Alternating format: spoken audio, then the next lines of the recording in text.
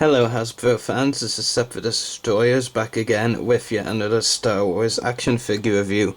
And going back to this year's The Clone Wars line, the last of the reviews I have to do currently for this line, because I have no other reviews planned from the Yoda wave of the Clone Wars line. It is the Anakin Skywalker Clone Wars 03. Just had to check the yeah, it is a slightly new Anakin figure. I have been putting this review off for a while because I never got the 2012 Anakin figure, but one of my friends, Graham, has it. So I wanted to borrow it for comparison in this review, which I will get onto later. So yeah, just go on through what other things are included first. So as you can see, you get one of the fighter pods codes yet again. Hasbro shoving, I should say, worthless poodoo, as they would say in Star Wars, down our throats. Not a pleasant sight really to think about actually, but you know what I mean. So I'm sure you've had plenty, if not too long, to look at that. I bet you much preferred that than seeing the code. As well as that, there is of course the Yoda packaging, and of course the Yoda line look at the top there. Yeah, pretty cool. Anakin Skywalker title there, Clone Wars 03 on the side. On the back you get an image there of Anakin Skywalker in the show. I believe this particular shot is from the episode Witches of the Mist in Season 3. Considering this figure was released to go alongside Season 5 is a bit bizarre. Accidentally, if you noticed, I bumped the camera a bit there. And of course on the side here is a prototype image of the figure itself. The text reads, Anakin Skywalker investigates a bombing at the Jedi Temple, obviously a reference to the Season 5 finale, the Ahsoka arc. And then other figures included in the wave, Clone Wars 04, Captain Rex. Already reviewed him, so if you want to check it out, feel free to look it up. I mean, I think that Captain Rex review is very popular. I think I was actually one of the first, if not the first, on YouTube to review, and it's got over 400 views or something at this stage, and had around over 100 on the first day, which was impressive. Not something I usually expect. Clone Wars 05 R2-D2 have one Clone Wars R2-D2, that's good enough. Don't want that one. Clone Wars 06 Five First Clone Trooper, another one I've already reviewed, so feel free to check that out. And Clone Wars 08 Darth Maul, I won't be picking that one up. So yeah, and of course, you can't have an Anakin Skywalker figure without his usual lightsaber. So really, nothing really to say here. It's the usual Anakin Skywalker lightsaber. They haven't messed up on it. Everything's detailed like it should be, which is a good thing. As for the detail on this figure, I do have to say it is probably one of the best the Clone Wars action figures out there, if not the best. It's very well done. My one complaint again, and they brought it over from the 2012 Anakin figure, it is the neck joint head, the ball joint rather than the usual style heads that they do, and it really is it's very bad. I don't like this type of head at all. I don't even know why Hasbro considered it, let alone actually made the neck joint like that. Very stupid.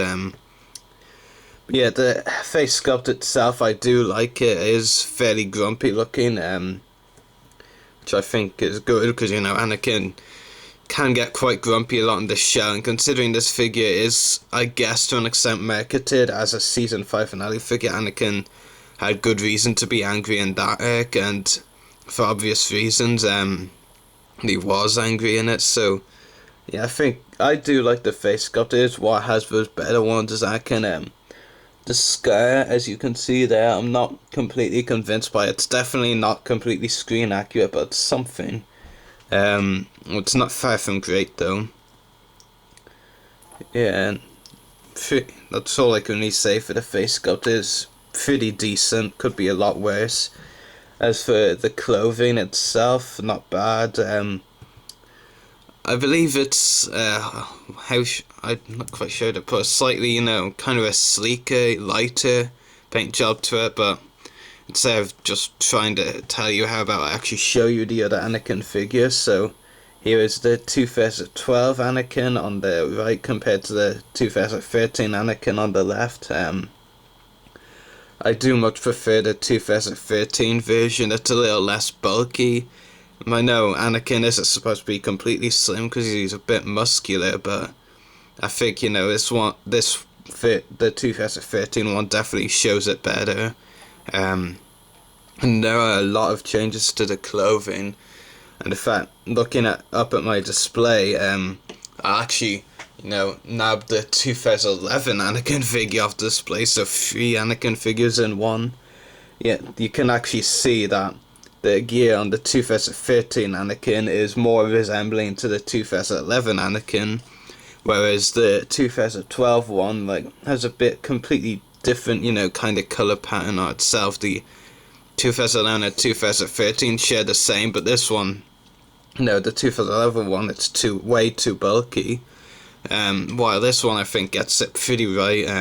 The 2012 one was in between there, halfway getting it right, halfway, still not great, but yeah, I think the 2013 I can definitely the definitive of the 3. 2011 one, not that great really. 2012 an improvement in some ways, but also a hindrance, not great in others.